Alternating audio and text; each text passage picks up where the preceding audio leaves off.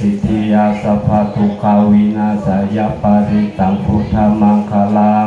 พิปติปฏิภาญาสัพพสัมปติสิทธิยา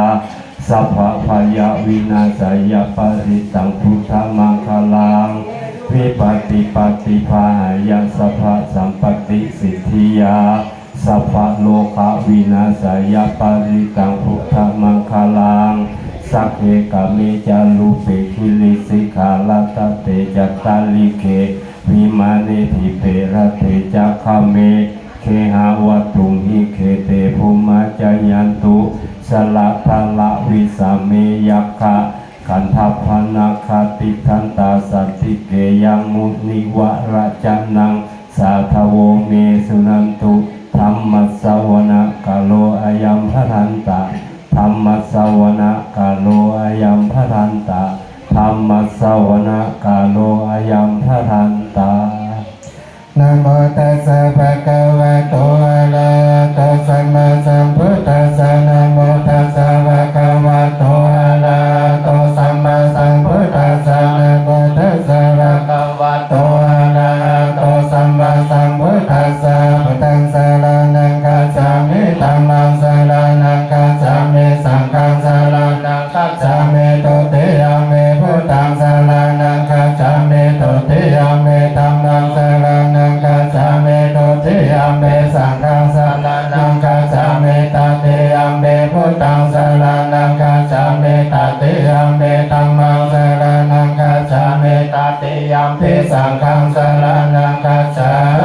มินะโมเมสัมภะพุทธานังตวัติสาวาลาลกาโลตัณหังกาโลมาอาวิโลเมตังกาโลมายาโสสารนังกาโลโลกายโตเตปังกาโลชติตาโลโคทัญโยชนะพระโมกขมังกาโลโพเลสัสสะโพสมาโนสมาโนเตโลเลวะโตระเทวะตันโนสเวงโตคุณนาสัมปันโนอนุมาทัสสิจานุตโมปัตโตโมโลภะปัจโจโตนาลาโตวานาสาลเตปัตโตมตตาโลสัทธสะโลสเมโตอังคาภุกาโลสุจาโตสัพพะโลกาโภเปยตัสสินาราสัพโพอาตาตัสสิกาโลเนโกธัมมาตัสสิตโมนะโตสิตาโตอาสัมโมโลเกติโสจาวาลาตังวาโลภุโสจาวาลาโตปัตตวิปัสสิจานุปโมสิเก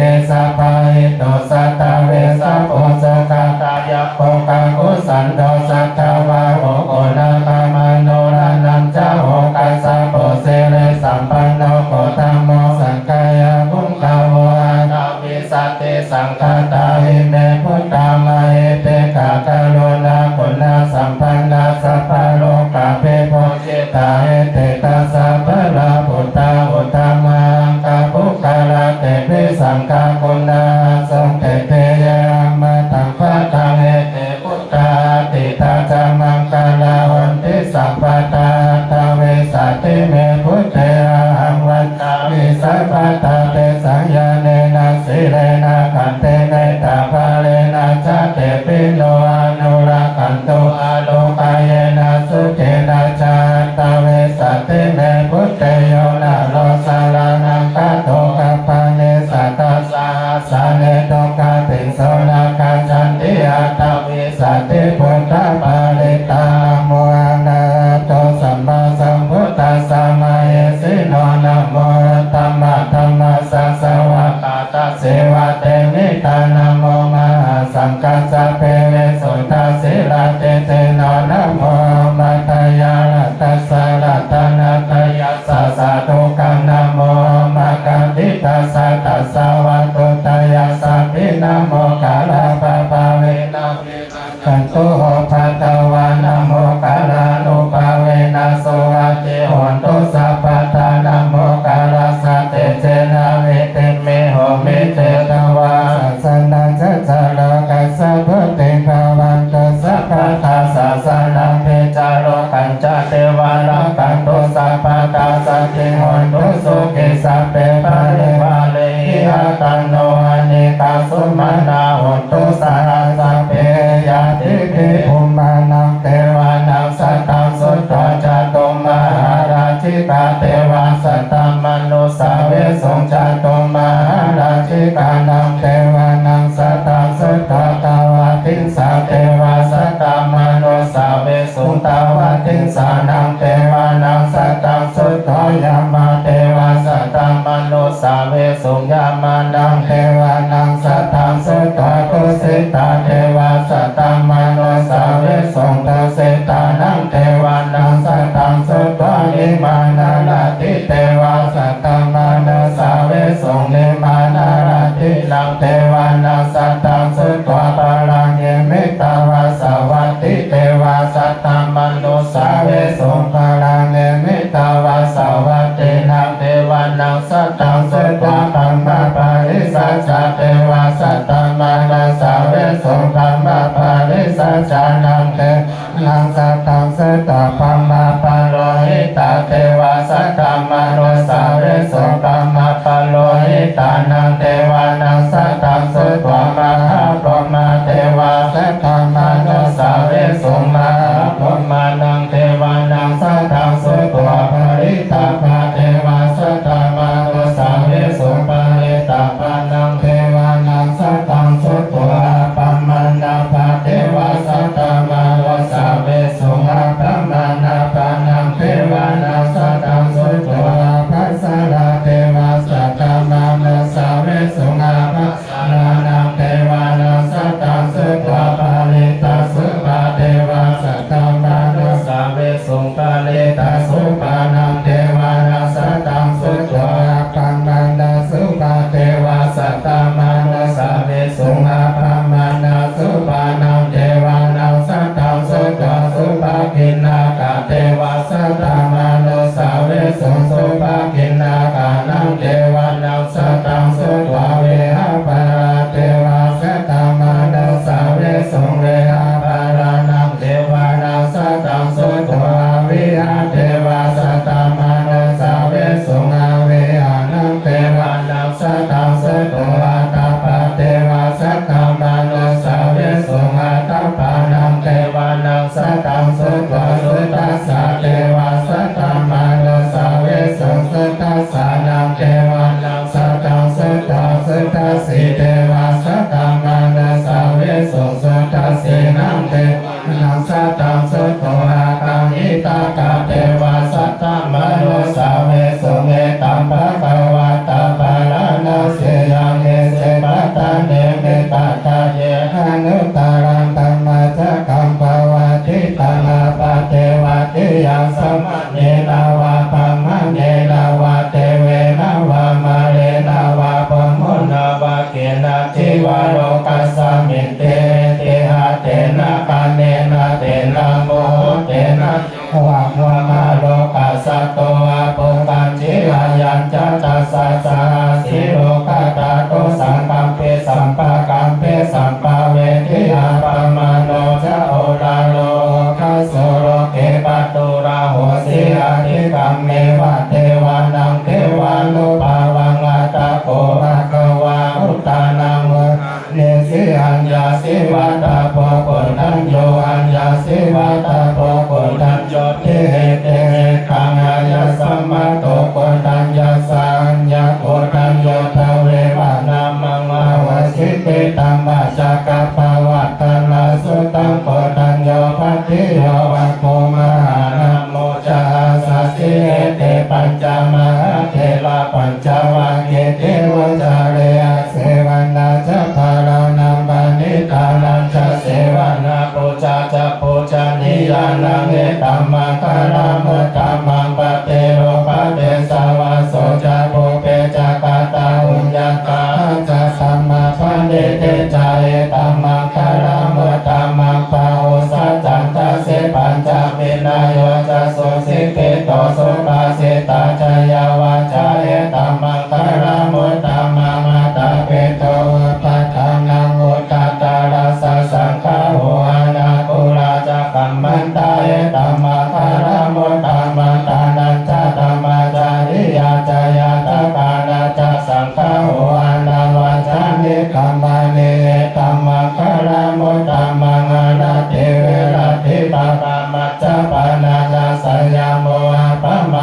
จตัมเมสุเหตัมมาปารามุตตามังคลาวจันนิวัตโตจัสสันตุติจักปะกายโยตากาเลนะธรรมสวานาเวตัมมังปารามุตตามังคันเตจัสโสวาจัสสัตตาสมานานันจัตตาสานังกาเลนะธรรมสักขัสสะเอธัมมังกาลามุตตามังตะโพธาปมัจจาริยาจา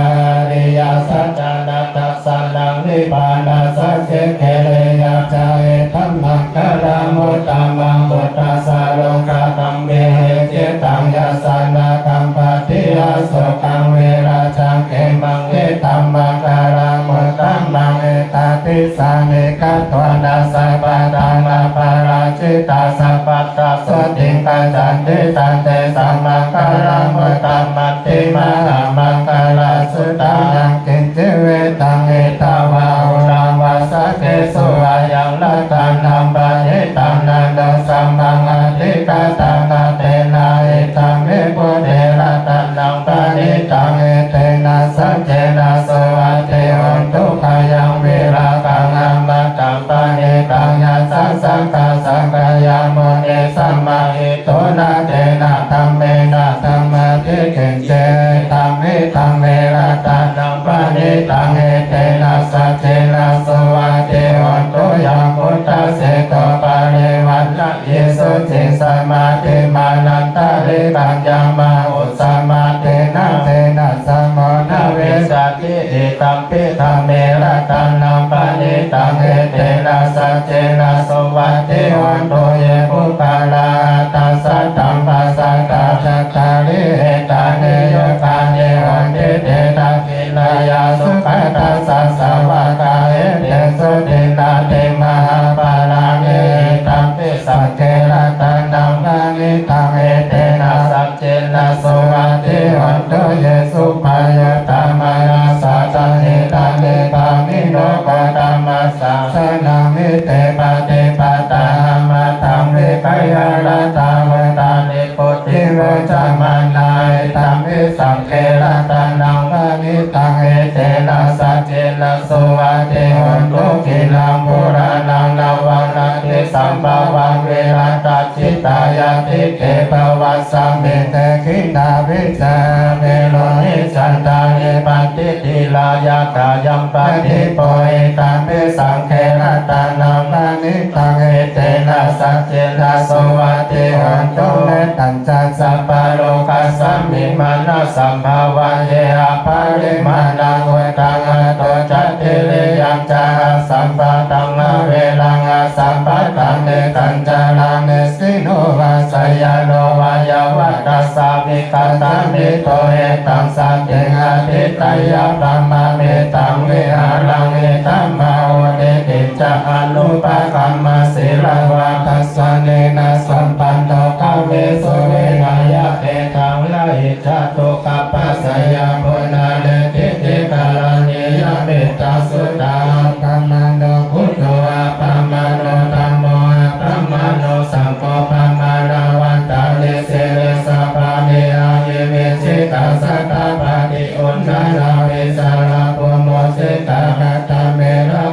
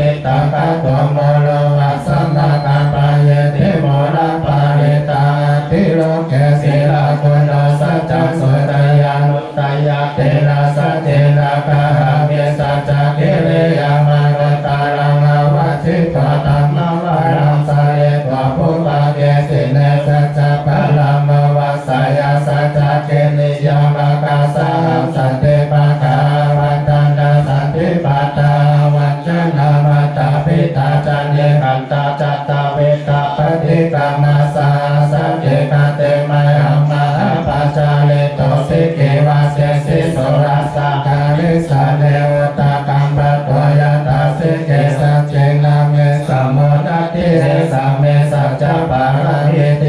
ปิปิโสภะคะวาลาหังสัมมาสัมพุทโธวิชาจารัญญาสัมปันโนสุขโตโลกวิทูอนุตตโลปุริสธรรมสารเตชะตาเทวมนุสสานังพุทโธภะคะวะติสวากขาโตภะคะวะตาธัมโมสันติติโกอากาลิโกเอ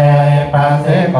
ปันนายิโกปัจจตังเมติตาโพเวโยเอติโสปฏิปันโนภะคะวะโตสาวกสังโฆโชปฏิปันโนภะคะวะโตสาวกสังโฆยายาปฏิปันโนภะคะวะโตสาวกสังโฆสามีเจปฏิปันโนภะคะวะโตสาวกสังโฆยะติธรรมนาตาเลโพริสายกาเนอัตตาโพริสาอุคาลาเอสาภะคะวะโตสาวกสังโฆอาหุนายโยปาหุนายโยตัดตินายโยอัญจเลกาลังนิโยอนุตตรังปุญญเกตังโลกัสสติสัตตสึเกนาลกันตุพุทธาสันติกาลาโตวันเตหิตวังลาคิตาสันโตโมโตสัพพะปะเยนะจัสสัพพะโลกาวินิโมโตสัพพะสันตาภวะจิตโตสัพพะเวรมติกันโตนิโมโตจัตุวังภวะเตสังสัจเจนะสิเรนะกันติเมตตาปะเรนะจัตเตปิตุเมอนุรักขันตุอาโลกายเยนะสุเกนะจาปุราติมัสสะเมเกสาปะเกสันติพุทธามาเอติกาเตปิตุเมอนุรักขันตุอาโลกายเยนะสุเกนะจาตะเกนะสะเมเกสาปะเกสันติเทวามาเอติกาเตปิตุเมอนุรักขันตุอาโลกายเยนะสุเกนะจาปัสสิมาสะเมเกสาปะเกสันตินาคามาเอติกาเตปิตุเมอนุรักขันตุอาโลกายเยนะสุเกนะจาอุตตรัสสะเมเกสาปะเกสันติยากามาเอติกาเตปิตุเมนาคันตุอาโลกายเยนะสุเกนะจาปุริมาติสังตตาลโตตะกิเนนะเววนาโคปัสสิเมนะเวโรปะโกโกเวโลอุตตาลังติสังจัตตาโลเอมาลาจาโลกปาลายาสัสสิโลเตเปโตเมอนุรักขันตุอาโลกายเยนะสุเกนะจากาสัตตะสัพพมัทธะเทวานาคามาเอติกาเตเปโตเมอนุรักขันตุอาโลกายเยนะสุเกนะจาติเมสารนังอัญญังพุทโธเมสารนังวาลังเกเตนะสัจจวัจเจนะโหตุเตชะยมังคลังนันทิเมสารนังอัญญังธัมโมเมสารนังวาลังเกเตนะสัจจวัจเจนะโหตุเตชะยมังคลังนันทิเมสารนังอัญญังสังโฆเมสารนังวาลังเกเตนะสัจจวัจเจนะโหตุเตชะยมังคลังยังเกเจระตังนังโลกเกเวชะเทเวเวตังโมโตระตังนังพุทธัสสะมังลันเตตัสสะมาโสติภวันตุเตยังเกเจระตังนังโลกเกเวชะเทเวเวตังโมโตระตังนังธรรมัสสะมังลันเตตัสสะมาโสติภวันตุเตยังเกเจระตังนังโลกเกเวชะเทเวเวตังโมโตระตังนังสัพพัสสะมังลันเตตัสสะมาโสติภวันตุเตพุทโธมังคลังสัมพุทโธสัมพุทโธเทวะทุตตโมพุทธมังคลังมาตัมมาสัพพะทุกขะปัมมุจจาเรธัมมังคลังสัมพุทธะกังเวลาทุตตะโสอานุธัมมังมังคลังมาตัมมาสัพพะทายาปัมมุจจาเรสัพพะมังคลังสัมพุทธะวาระกัสเสนะโยอนุตตะโลสังฆังมังคลังมังคัมมาสัพพะโลกะปัมมุจจาเรเทวนาสาริตายาธัมโมโลเกอนุตตะโลสัพพะสัพพะอิปัจจายะตังโตลังตังนาอิเทวะเทปาเลวะเทระระตังเทอานังนัสเสปะวะเกปะยะเกนะเกวิเทวะเทกะนันนาลาเนนะจัสสะปะสัมมานานะโหตตะเปตุกาลามาลิตังตัสเสวะานุภาเวนะโห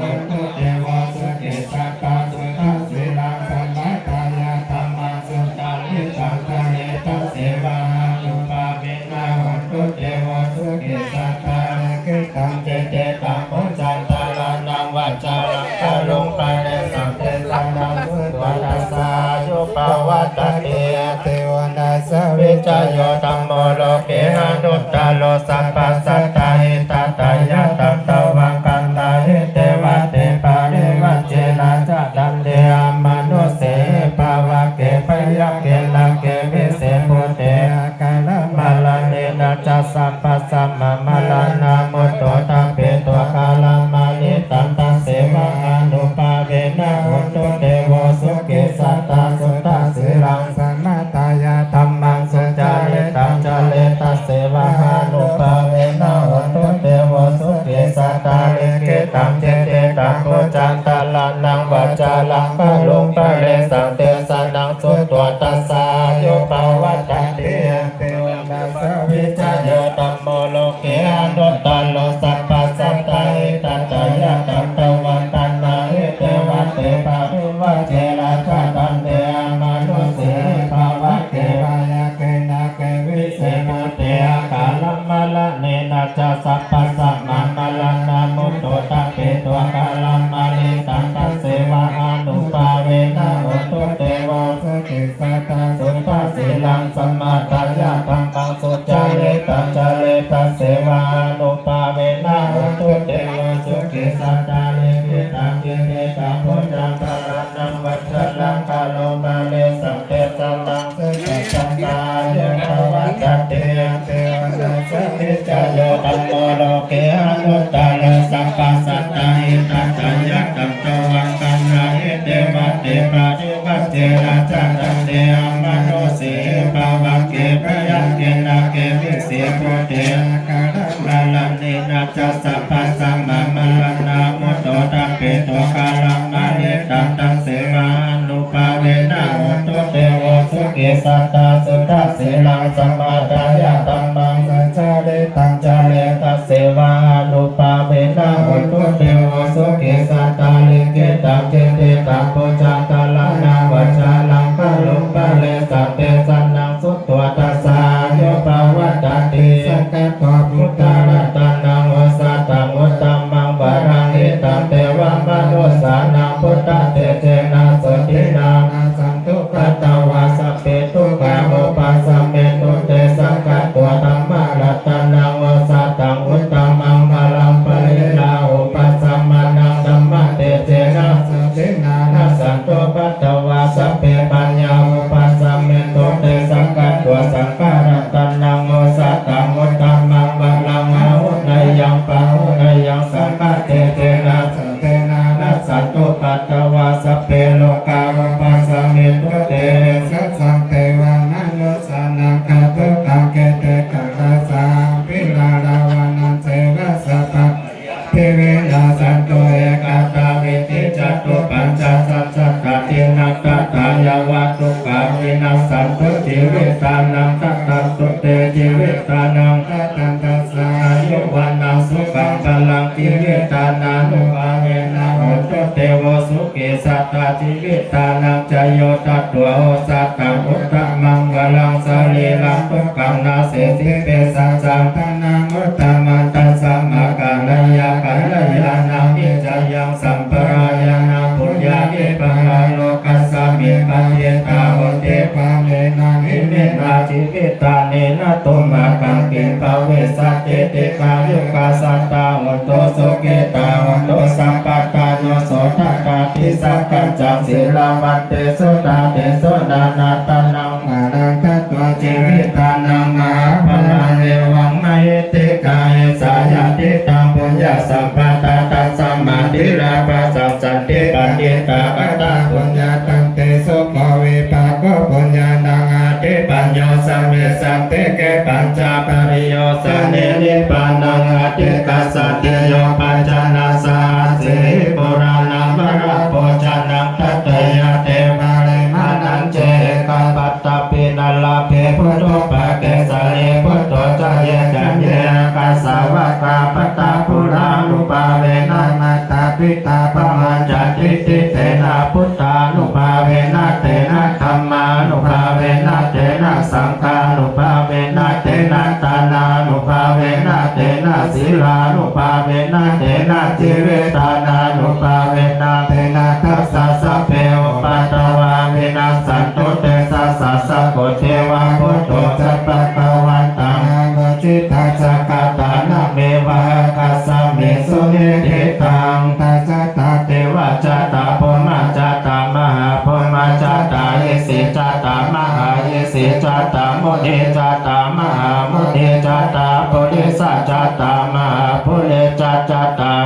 วัตติจัตตามหาจักรวัติจัตตาพุทธจัตตาปัจเจกพุทธจัตตาอรหันตจัตตาสัพพสิทธิวิจัตตาลานังจัตตาสัพพโลกติปาติญาณังจัตตาสัพพโลกานิยานังจัตตาเอเตนะสัจเจนะเอเตนะสัจจวัจเจนะตุยหังโสวัตติหันตุตุยหังโสอายานะโมพุทธัสสะนะโมธัมมัสสะนะโมสังฆัสสะสยติตังโหโลโสอายากาลสาลิเนนะมะมะอาหิเสียโหสิเตงตายุเตวายุปมายุมะปมายุเอเสียยุมะเอเสียยุมุนียุมะมุนียุปุริสายุมะปุริสายุจักรวัติยุมะจักรวัติยุพุทธยุปัจเจกพุทธยุอรหันตยุสัพพเจเตวิจาจารนังยุสัพพโลกติปาติญาณังยุสัพพโลกานิยานังยุเอเตนะสัจเจนะเอเตนะสัจจวัจเจนะตุยังโสวัตติหันตุตุยังสายนะโมพุทธัสสะนะโมธัมมัสสะนะโมสังฆัสสะสยติตังโหโลโลโสอายะคาราสาลิเนนะมะมะอาหิเสียโอสิเตตัสสุขังเทวะสุขังพรหมสุขังมาพรหมสุขังวิสิสุขังมหาวิสิสุขังมุนีสุขังมหามุนีสุขังปุริสสุขังมหาปุริสสุขังจักรวัติสุขังมหาจักรวัติสุขังพุทธสุขังปัจเจกพุทธสุขังอรหันตสุขังสัพพสิทธิวิจัตตานาสุขังสัพพโลกติปาติญาณสุขังสัพพโลกาลิยาณสุขังเอเตนะสัจเจนะเอเตนะสัจจวัจเจนะตุยังโสวัตติหันตุตุยังโสอายานะโมพุทธัสสะนะโมธัมมัสสะนะโมสังฆัสสะสยติตังโหโลโลโสอายะกาลสาลิเนนะมะมะหิเสียวสิเตสังโฆสัตติสังฆาโตธัมมานังวิจโยตัตตาวิริยังปิติปัสสติโพจังกาจัตตตาปะเลสัมมาตุเปกะโพจังกาสัตติเตสัพพะตัสสินามุนินาสัมมาตังกตาภาเวตาภาโอเรกตาสังวัตันติอภิญญาญาณิปานายาจะโพธิยาเอเตนะสัจจวัจเจนะสตุเตจยามะกาลังโพสอิกาสัมอิสัมมาเยนะโตโมกานัจจกัสสะปังกิลันเนทุกิเตติสะโพสังเกสัตตะเตจายเตจัตตังอภินันติตาโลกามุจจิสุตังคะเนเตนะสัจจวัจเจนะโสติเตหันตุสัพพตาเอกตาธรรมราชาปิเกรัญเยนะปิปิลิโตจนตเตเรนะตัญเยวะปนาเปโตนะสัตตลังสัมโมทิโตปะตะธัมมาพุทธาสิตานะโสเอเตนะสัจจวัจเจนะโสติเตหันตุสัพพตาปะอินนาเตจะอาปะตาตินันนะเปมาเหสินังมัตตากิเลสวะปัตตานุปติธัมมัตตังเอเตนะสัจจวัจเจนะโสติเตหันตุสัพพตายันตุนิมิตตังอวะมังคลัญจโยจามานะโพสกุณาสัสสะโตภะคะวะโตสุปินังอาคันตังพุทธานุภาเวนะวินาสเมโตยันตุนิมิตตังอวะมังคลัญจโยจามานะโพสกุณาสัสสะโตภะคะวะโตสุปินังอาคันตังธัมมานุภาเวนะวินาสเมโตยันตุนิมิตตังอวะมังคลัญจโยจามานะโพสกุณาสัสสะโตภะคะวะโตสุปินังอาคันตังสังฆานุภาเวนะวินาสเมโตกัปปตาจเนตุกาพยาปัตตาจเนพยาโสกาปัตตาจเนโสกาวันตุสัพเพปิปะเนโนเอตาวตาจามิสัมปะตังมุญญาสัมปะตังสัพเพเทวานะโมตันตสัพพะสัมปะเทสิทธิยาตานังทัตตันตุสัตตายาสีลังลักขันตุสัพพะตาภาวนาภิลตาหุนทุกัสสันตุเทวตาคตาการุณโกนาโตหิตายาสัพพะปานินาโพเนตุปาลัมมิสัพพะปะโตสัมโพธิมุตตัมมังเอเตนะสัจจวัจเจนะวันตุเตจยามังคลัญจยันโตปฏิยามุเลสกยานันติวะ รัตโนเอวังตุวังนิจโยนิจยสุจยมังคะเลอภาราจิตปานาเกสิเสปตาปิโปคะเลอภิเสเกสัพพะพุทธานังอาคาปะโตปะโมทัสสิสุนักตังสุมังคลังสุปปะตังสุติตังสุกันโนสุโมหโตจัสสุเยตังพระมัจจาเรสุปตะกินังกายกัมมังวาจากัมมังปตะกินังปตะกินังมโนกัมมังปณิทิเตปตะกินาปตะกินานิกัตวนาลปันตเตปตะกิเนสัพพะพุทธานุภาเวนะสัพพะธัมมานุภาเวนะสัพพะสังฆานุภาเวนะพุทธรัตนังธัมมรัตนังสังฆรัตนังตินังรัตนานังอนุภาเวนะจตุราสิเตสาสะธัมมกันตานุภาเวนะปิตกัตยานุภาเวนะจินสาวกานุภาเวนะสัพเพเตโลกาสัพเพเตพยาสัพเพเตอันตรายาสัพเพเตโอปัตตวาสัพเพเตตุนิมิตาสัพเพเตอาวามังคลาเวนะสันตุอายุวัตโกตนาวัตโกเสเรวัตโกยาสวัตโกปะละวัตโกวันนวัตโกสุปวัตโก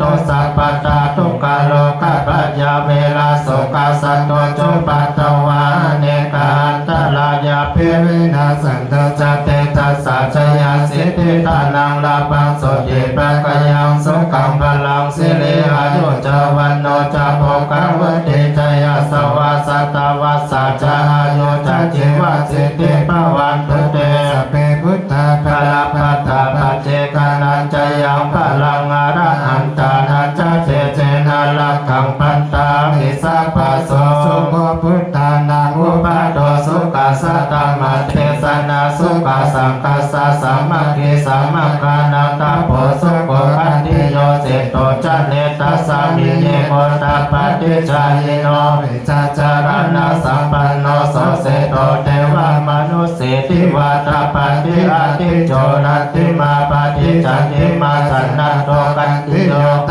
ปฏิสาเยตปฏิปัมมโนหัตถสัพพะมโหรัตตังพุทโตตปฏิเตจัสสะโลกยาปะละมาลาปัสสันโตเทระละมันตานังวิสัสสะปะละมายาตินิพพานังปะละมังสุขังวัตตุสัพพะมังคลังละกันตุสัพพะเทวตาสัพพะพุทธานุภาเวนะสัตตาโสติภวันตุเตภวันตุสัพพะมังคลังละกันตุสัพพะเทวตาสัพพะธัมมานุภาเวนะสัตตาโสติภวันตุเตภวันตุสัพพะมังคลังละกันตุสัพพะเทวตาสัพพะสังฆานุภาเวนะสัตตาโสติภวันตุเต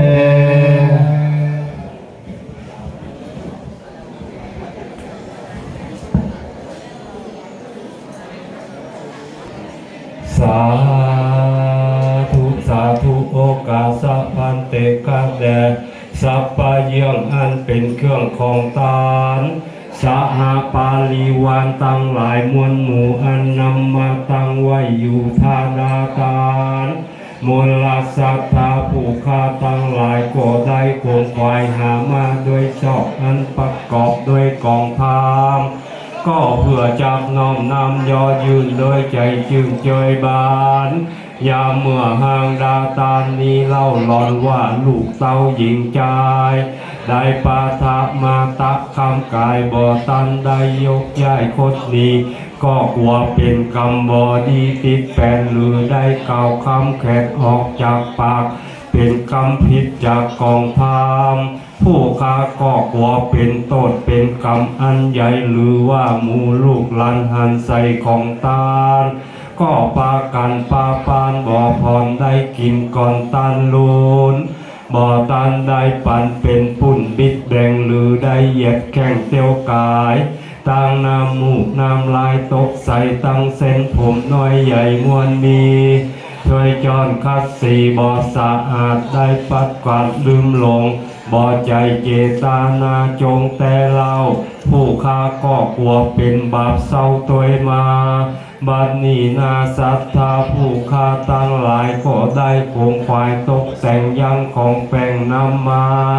มีตังบูผาราชาดวงดอกเขาตอกดอกไม้ทูบเทียน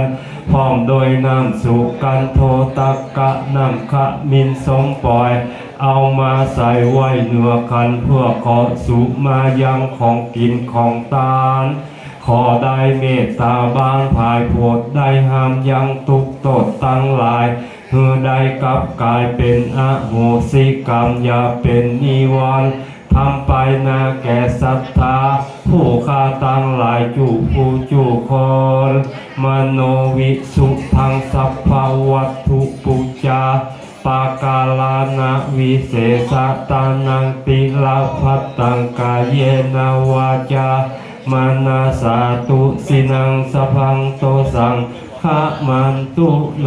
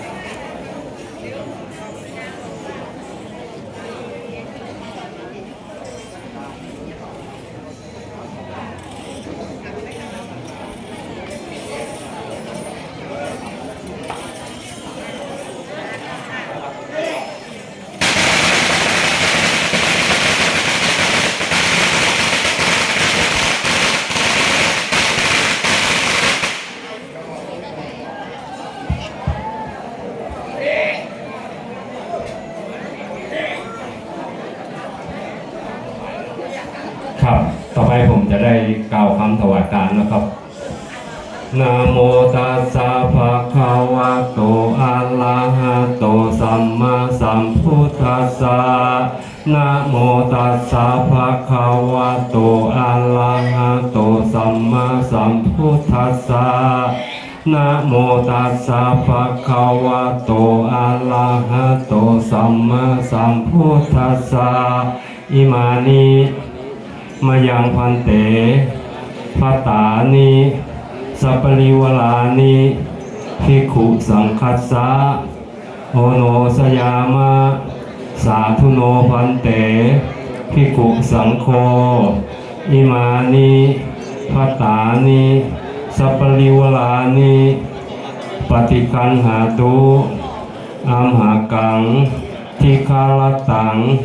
หิตายะสุขายะข้าแด่พระสงฆ์ผู้เจริญข้าพระเจ้าทั้งหลายขอน้อมถวายภัตตาหารพร้อมทั้งบริวารทั้งหลายเหล่านี้ของข้าพระเจ้าทั้งหลายเพื่อประโยชน์และความสุขของข้าพระเจ้าทั้งหลายหมายมีบิดามารดาเป็นต้นตลอดกาลนานเทอญ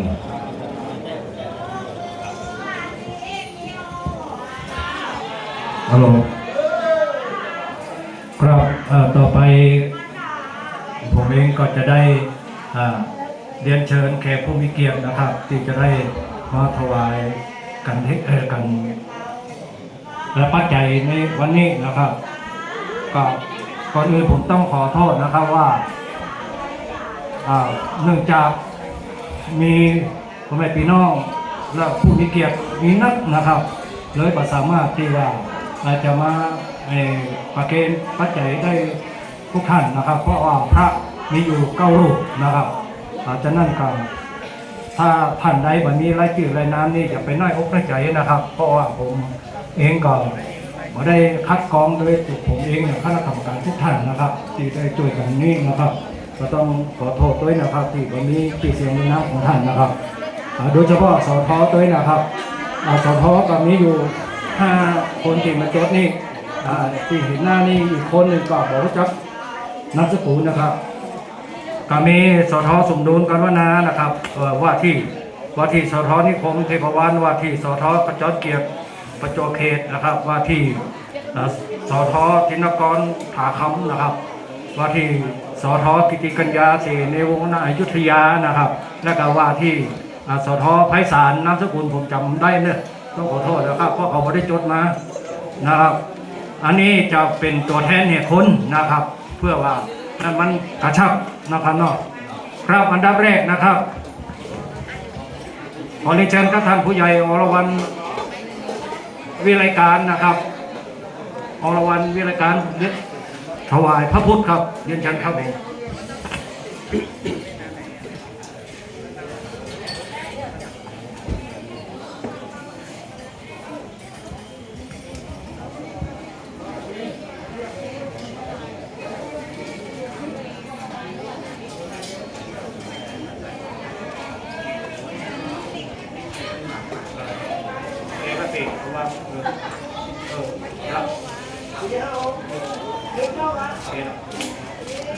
ครับ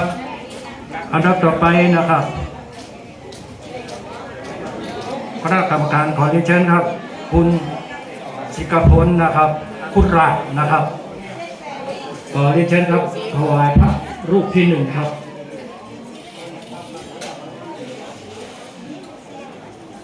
อันนี้ว่าที่ประธาน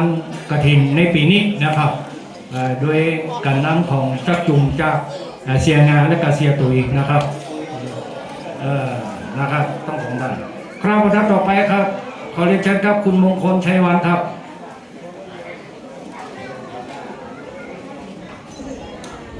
พระรูปที่สองนะครับพระรูปที่สองครับอันดับต่อไปนะครับขอเรียนเชิญครับ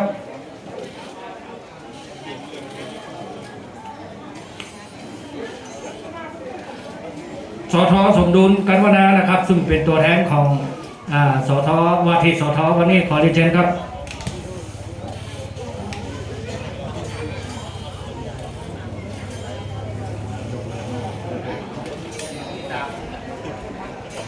พระรูปที่สามนะครับครับอันดับต่อไปนะครับขอเรียนเชิญครับคุณกฤษดาแสงแก้วนะครับว่าที่นายกเทศมนตรีเทศบาลตำบลนาแก้วนะครับได้เกียรติมาถวายพระรูปที่สี่นะครับ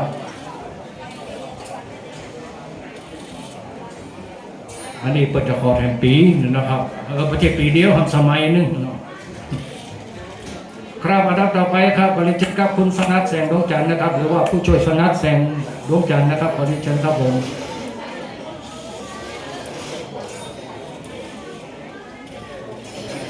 พระรูปที่ห้านะครับครับอันดับต่อไปครับขอเรียนเชิญครับร้อยตำรวจตรีสุรินทร์แก้วสายตานะครับพระรูปที่หกนะครับขอเรียนเชิญครับผม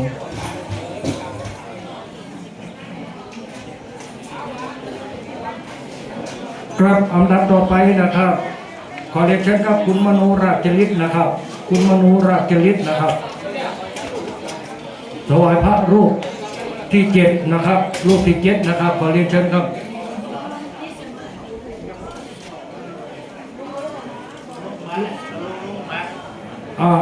ขอเรียนเชิญครับคุณทองคำพระจันทร์นะครับ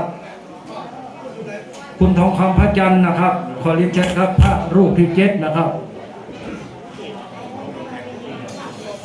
ครับอันดับต่อไปนะครับ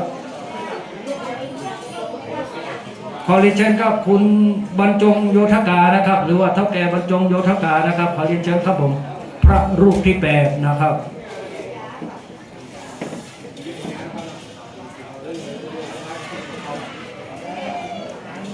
ครับอันดับต่อไปนะครับทางเจ้าภาพทางเจ้าภาพทางคณะกรรมการนะครับขอเรียนเชิญครับคุณสง่าชัยวันนะครับคุณสง่าชัยวันนะครับขอเรียนเชิญครับผมพระรูปสุดท้ายรูปที่เก้านะครับ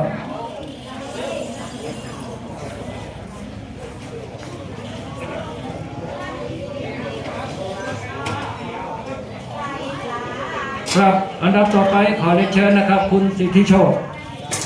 สุภาสรนะครับสิทธิโชคสุภาสรขอเรียนเชิญครับมอบต่ออาจารย์นะครับ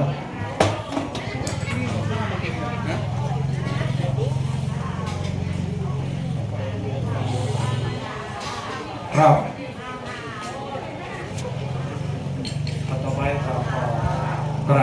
ทนานิมนต์พระคุณเจ้านะครับ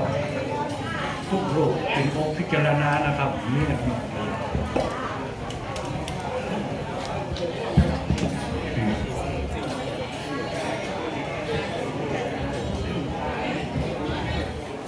ครับสถาใครไม่นั่งยาก กินไม่งามครับกินไม่งาม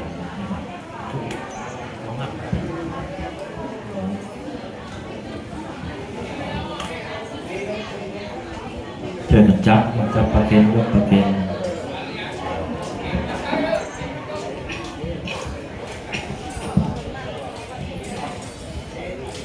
ครับสถาใครไม่นั่งยากก็ควรนั่งเอาไว้ก็ต้องซีดเอาเลยเด้อยะถาวะดิวะหาปุตตะปะริปุเรนเตสะกะลังเอวังเมวัยโตตินังเปตะนังอุปกัมปะเตอิสิตังมะเดตังตุมังคิปะเมวะสะเมจันตุสัพเพปุเรนตุสังกปปังจันโทปนะระโสยะถามณิโจติระโส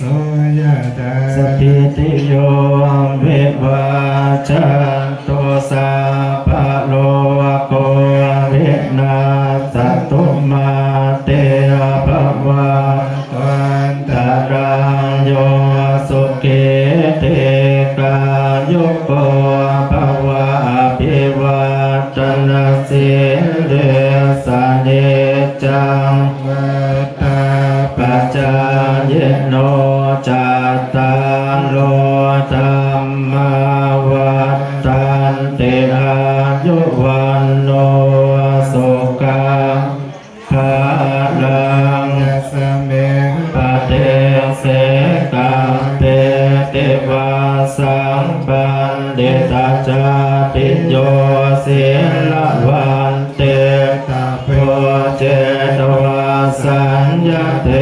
พระมจาริโนยะตาตาเทวตาอาสุตาสังตากิลมาติเสตาโพจิตาจยันติมานิตามานะยันตินังตาโตนังอนุกรรมปันติมาตาพุทธังวะโอราสังเทวตานุกรรมปิโตโพโสสันตาปันตลานิปัสสติเตภวตุสัพพมังคลังลักขันตุสัพพเทวตาสัพพพุทธานุภาเวนัสสตาโสเทภวันตุเตภวตุสัพพมังคลังลักขันตุสัพพเทวตาสัพพธรรมานุภาเวนัสสตาโสเทภวันตุเตภวตุสัพพมังคลังลักขันตุสัพพเทวตาสัพพสังฆานุภาเวนัสสตาโสเทภวันตุเต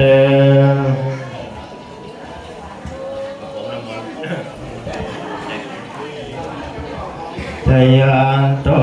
ปฏิยาโมเดสักยานานันติวัตโนเอวังตะวังเบจโยเอจยาสุคาเดอปราจิตาปันลังเกงสีเสปตาวิปคะเลอภิเสเกสัพพพุทธานังอัคคปัตโตปัมโมทะเตสุนาคัตตังสุมังคลังโสติตังสุขโน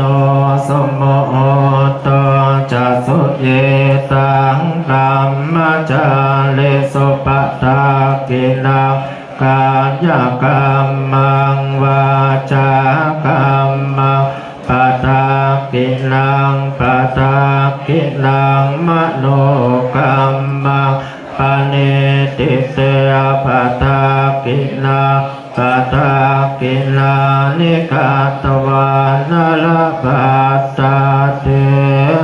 ปตากิเล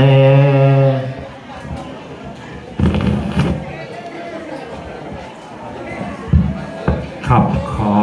คนหนุ่มมาช่วยกันเกณฑ์เดี๋ยวให้ตั้งเข่าตก ครับก่อนที่จะรับ